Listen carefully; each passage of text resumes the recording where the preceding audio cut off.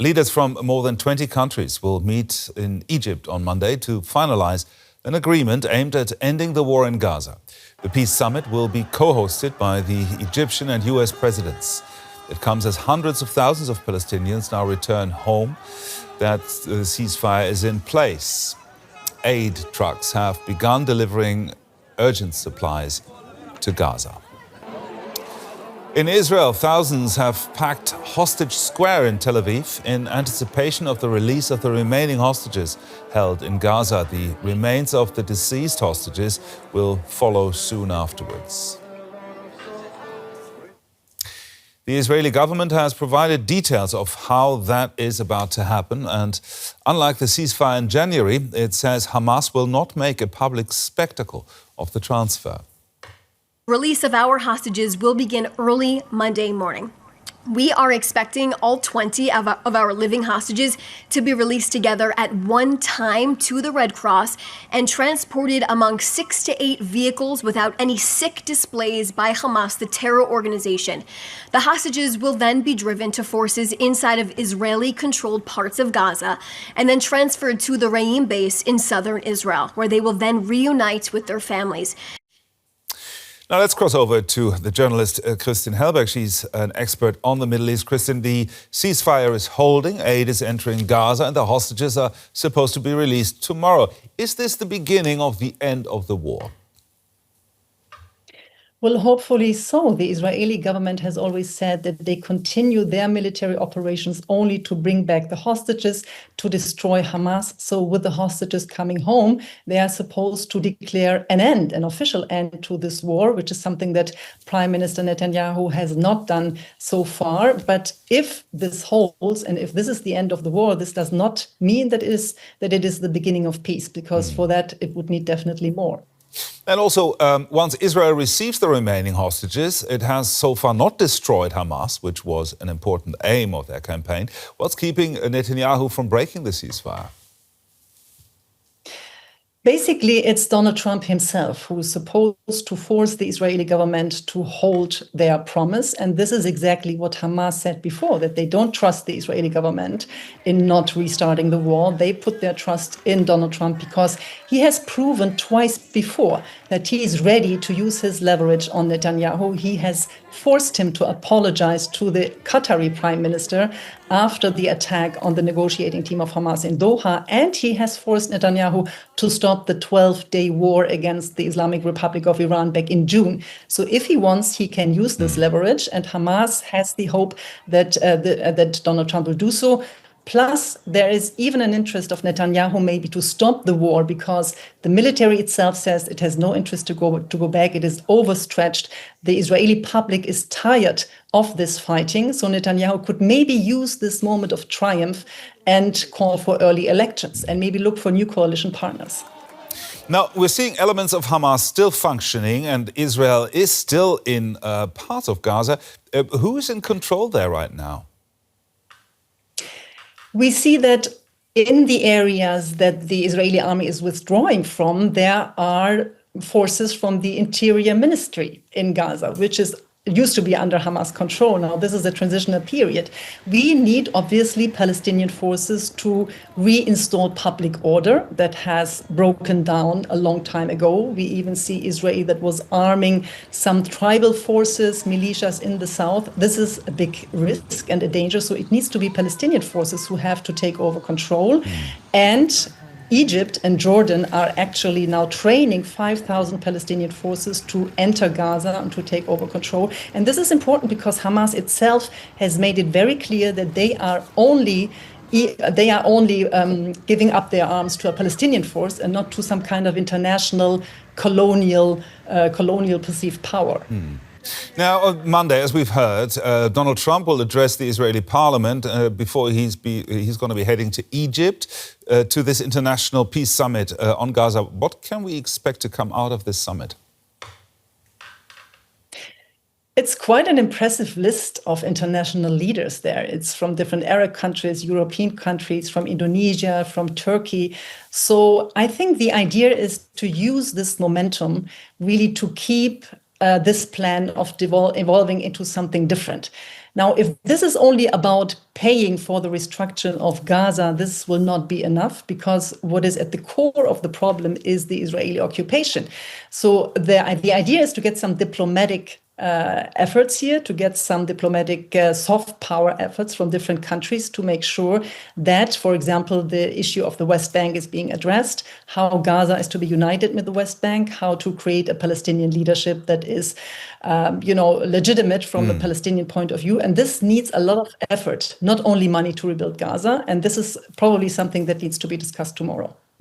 Now, who's making sure that Palestinian interests are actually heard during this process? Well, we have at the table some local, we have the Arab countries, the Gulf countries, we have Jordan and Egypt, who are on good terms with Israel and at the same time are serving the interests of the Palestinian people. We have Turkey, for example, there. So this is a whole range of countries who are supposed to be interested in solving the issue, which would mean that it needs to be self-determined by Palestinians, which is something that the Trump plan falls short of. This is a very one-sided plan so far. It's only about the security of Israel. It's not about the security interests of the Palestinians. They are supposed to de-radicalize and demilitarize, which is something that is not quite working out if you are still under occupation, if you are still being attacked, and you have some structural violence that is applied by the Israeli state. So it is important that Palestinians will be addressed and they will be reunited in a way that they can effectively govern Gaza and the West Bank together. The journalist, Kristin Helberg, there. Thank you very much, Kristin. My pleasure. Hundreds of thousands of Palestinians returned to their homes in Gaza. Despite the destruction in most residential areas, a measure of normality is being restored as aid agencies step up deliveries of urgently needed food and humanitarian supplies. Gaza's main commercial centres are once again bustling. With the ceasefire holding, this market in Gaza City is well stocked. Vegetables, canned goods and soft drinks all plentiful. Cigarettes, once impossible to come by, are readily available. Business is booming. Prices have dropped by 70 to 80%. People have come back from the south and everyone's home. We've got everything here. Now we just need the war to end. Hopefully prices will drop further. There were things we were really craving for a year. But today, thankfully, all these items are available once again. Elsewhere, it's a much darker picture. Health officials say more than 100 bodies have been recovered since the ceasefire came into effect. Many brought to the morgue at Nasser Hospital in Khan Yunis and then released for burial. These are my cousins that we lost 5 months ago while they were attempting to flee from Khan Yunis. We were not able to retrieve their bodies, even though we appealed to the Red Cross and the other international organizations. The international operation to relieve the humanitarian crisis in Gaza is gathering momentum. Fleets of trucks have begun bringing in desperately needed supplies. But the destruction is on a scale not seen since the end of the Second World War. The UN estimates that 54 million tons of rubble will have to be cleared. Engineers are daunted by the task. More than 90% of Khan Yunis is destroyed. It's beyond the capacity of any country, let alone a municipality. While glad to be home, many are apprehensive about what the future holds. Israel's war against Gaza is over now. Today, we're entering another war, and that is the struggle to survive. The UN says it's making real progress bringing in supplies, including cooking gas, for the first time since March. And for more on the situation inside Gaza right now, let's bring in Rachael Cummings. She's the humanitarian director for Save the Children in Gaza and joins us from there. Rachel, we are seeing the images of the aid trucks coming in as part of the first phase of this peace deal. How is the aid distribution going so far? Yeah, it's very great to see, obviously, the humanitarian supplies and the commercial supplies entering Gaza. And of course, what we need is for the humanitarian supplies to enter Gaza at scale and consistently. We know that trucks of supplies are desperately needed, the food, the water, for life sustaining. But of course, what we also know is that people need essential services. They need the healthcare services to continue, nutrition services to continue. Save the Children, our partners, we are ready to provide safe and dignified distributions of the humanitarian supplies as they come into Gaza. Now, what supplies are you most in need of, or the people in Gaza are most in need of? I mean, you name it, everything. So fresh food, vegetables, but also medical supplies. You know, there is a whole piece now of starting to rebuild Gaza. And of course, the hospitals have been destroyed. The infrastructure has been damaged. The scale of devastation in Gaza and the infrastructure is absolutely extraordinary. So not only do we need immediate life-saving supplies to enter, food, water, etc., but we also need large-scale equipment to start the clearing of the rubble, which, as your film shows, is absolutely extraordinary. Now, can you give us an idea of the logistics involved in getting the aid into Gaza safely and also prevent looting like we've been seeing in lots of video that has been coming out of Gaza in recent days?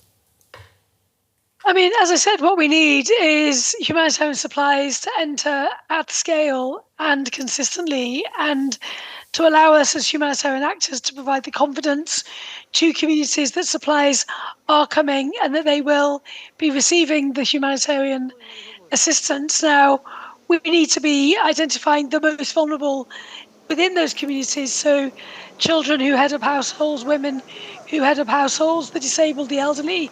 These are people, and often people haven't had consistent supplies of food, of water, etc. for many, many months now. So again, we know, as Save the Children, as our partners, how to do safe and dignified distributions. The supplies need to come in consistently, and we will be able to provide those supplies to children and their families. So now what do you need to happen to increase aid deliveries into Gaza?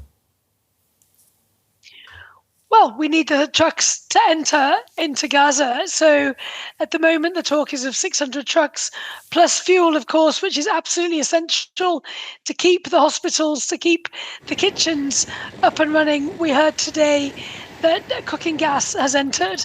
Cooking gas hasn't been in Gaza for many, many months, which will allow people to cook the food that they receive through food distributions. All of these pieces of the puzzle seem to be coming together, which is very exciting, and it's a great opportunity now for humanitarian supplies and assistance to be provided for people who've had this appalling situation for the last 2 years.